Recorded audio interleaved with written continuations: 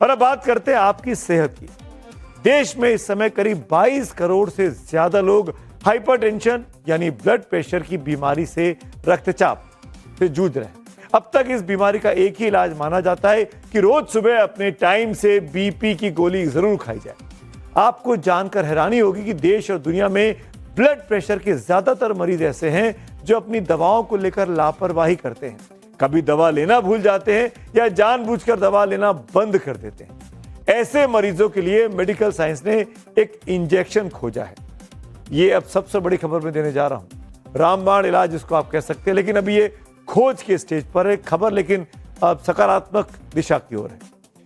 एक इंजेक्शन खोजा है जिसकी 2 डोज आप पूरे साल में आपके पूरे ब्लड प्रेशर को कंट्रोल रखेगी। यानी साल में आप 2 बार इंजेक्शन लगाइए, फिर आपको रोज रोज गोली खाने का झंझट से बच जाना है। आप में से बहुत से लोग ये सोचते होंगे कि इस नई दवा के आने के बाद रोज दवा लेने के झंझट से शायद छुटकारा मिल जाएगा।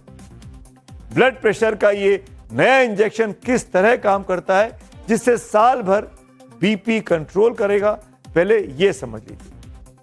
मशहूर मेडिकल जर्नल द लैंसेट में छपी नई रिपोर्ट के मुताबिक, सबसे ऑथेंटिक माना जाता है लैंसेट को, उसी में रिपोर्ट छपी है। उसके मुताबिक अमेरिका और यूरोप की एक दवा कंपनी ने जिलेबेस्रिन नाम की दवा तैयार की है।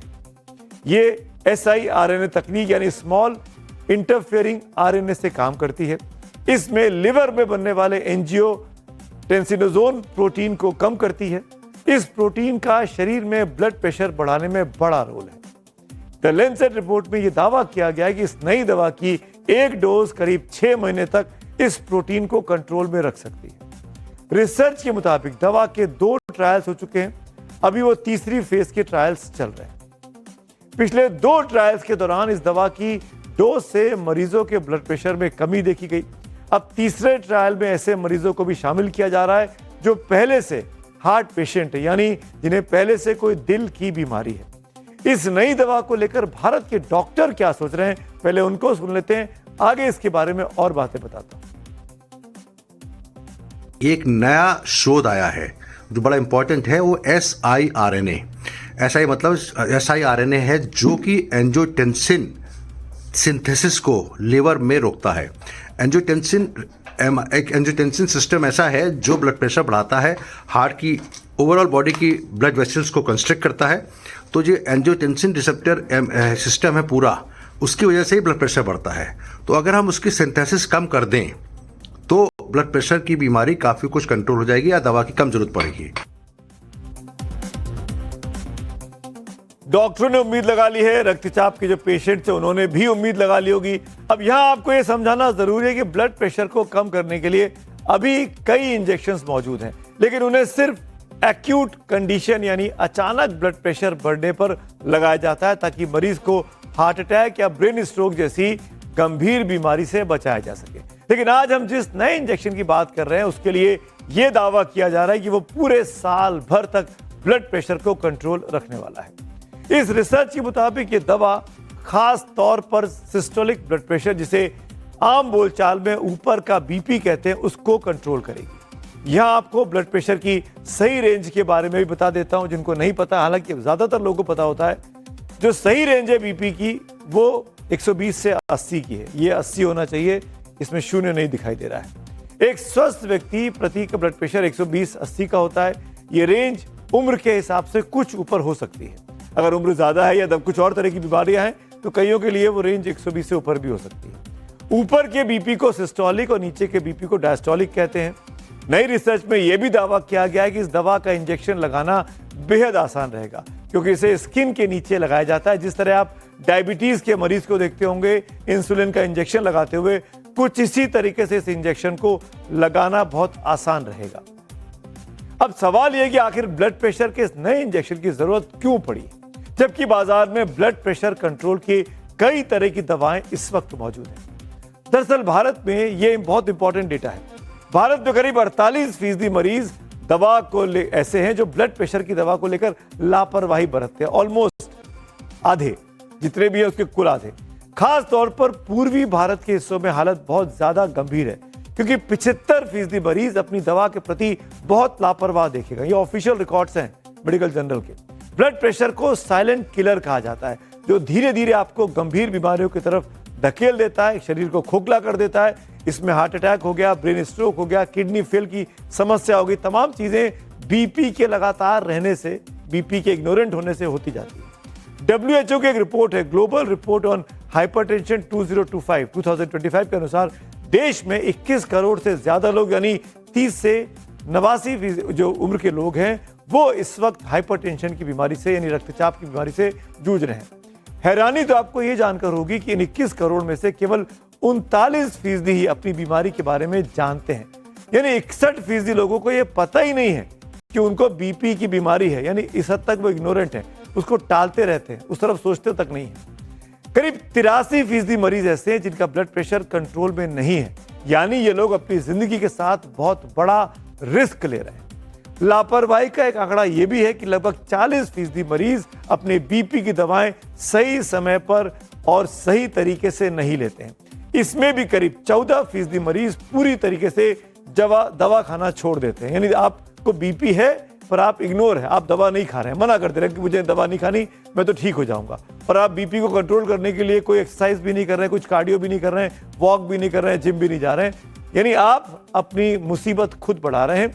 आगे जाके आपको हार्ट अटैक, ब्रेन स्ट्रोक या किडनी फेल जैसी तमाम समस्याएं पड़ सकती है। यही लापरवाही आपके जीवन पर कितनी भारी पड़ सकती है, अब आपको जरा ये भी समझा दें, सुनिए जरा। हाई ब्लड प्रेशर एक ऐसी बीमारी है जो साइलेंट किलर मतलब यह है कि इसमें सिम्टम नहीं होते। पेशेंट का ब्लड प्रेशर 160, 90, 180, 100 इतना बढ़ सकता है, उसके बावजूद पेशेंट को पता नहीं लगता। इसीलिए हम सबसे कहते हैं कि ब्लड प्रेशर रेगुलर चेक कराइए। तो ब्लड प्रेशर के जिस नए इंजेक्शन की बात की जा रही है, इसके आने के बाद दुनिया भर की बहुत सी दवा कंपनियों का शटर डाउन हो सकता है। कंपटीशन का जमाना है, एक आदमी खोज करेगा तो बाकी कंपनी को क्या होगा, क्योंकि एक बार इंजेक्शन लगने के बाद अगर सीधे 6 महीने की छुट्टी हो जाएगी, आपको दवा नहीं खानी है, तो सोचिए जो दवा बनाने वाली कंपनियां हैं उन पर क्या बीतेगी। ऐसे में लोग रोज रोज दवा लेने से बचेंगे। जाहिर तौर पर कन्वीनियंस है कि एक बार इंजेक्शन लगा लिया, 6 महीने की छुट्टी हो गई। इसका दूसरा पहलू भी अब आप समझिए, इस नए इंजेक्शन पर पिछले कई सालों से काम चल रहा है, लेकिन यह प्रोसेस इतनी धीमी है कि बाजार में आने तक अभी और समय भी लग सकता है। कई फार्मा एक्सपर्ट्स का मानना है कि इस तरह की गेम चेंजर दवाओं को रोकने के लिए भी बहुत सी फार्मा कंपनियां अलग अलग हथकंडे अपनाती हैं ताकि उनकी दवाओं की बिक्री पर असर ना पड़े। इस दवा के आने के बाद किस तरह पुरानी दवाओं के मार्केट पर असर पड़ेगा, ये भी दवा कंपनियों को चिंता रहती है। ये भी आज आपको समझना चाहिए।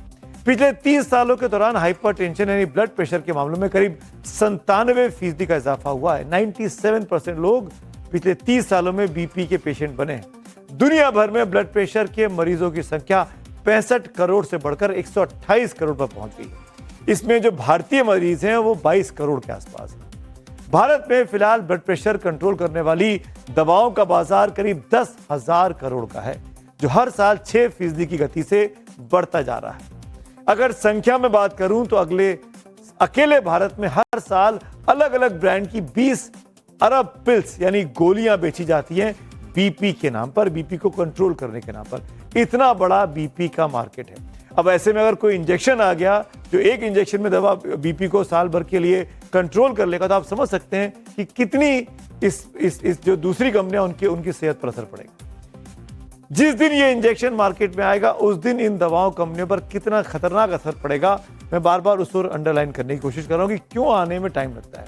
दवा कंपनियों के इस खेल के बारे में एक्सपर्ट क्या कह रहे हैं उनको भी सुन लेना चाहिए। ये कंपनियां अपना प्रोडक्ट चलाने के लिए दूसरे प्रोडक्ट को कहीं ना कहीं कुछ चीजें निकाल के और मार्केट के अंदर भेज देते हैं और उसको प्रोडक्ट को नहीं आने देते। जैसे कि अभी इनहेलर इंसुलिन आ गई है, पहले भी ओरल इंसुलिन आया था और जिसको लाने नहीं दिया गया, और अभी इनहेलर इंसुलिन आ गई है कि आप जैसे कि अस्थमा का पेशेंट पफ लेता है उसी तरह से आप उसका भी ले सकते हैं।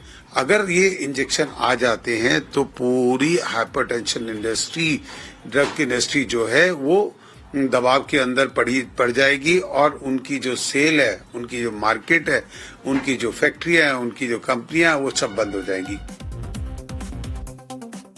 आप में से बहुत से लोगों को मन में ये सवाल अब आ रहा होगा कि आखिरकार इस दवा की कीमत क्या होगी। दरअसल यह दवा अभी फाइनल स्टेज में है, फाइनल ट्रायल फेज में, इसीलिए अभी इसकी कीमत तय नहीं की गई, कीमत के बारे में नहीं बताया जा सकता। थर्ड फेज में ट्रायल चल रहा है, फोर्थ फेज के ट्रायल के बाद ही दवा की कीमत उसके बाजार के आधार पर तैयार होती है।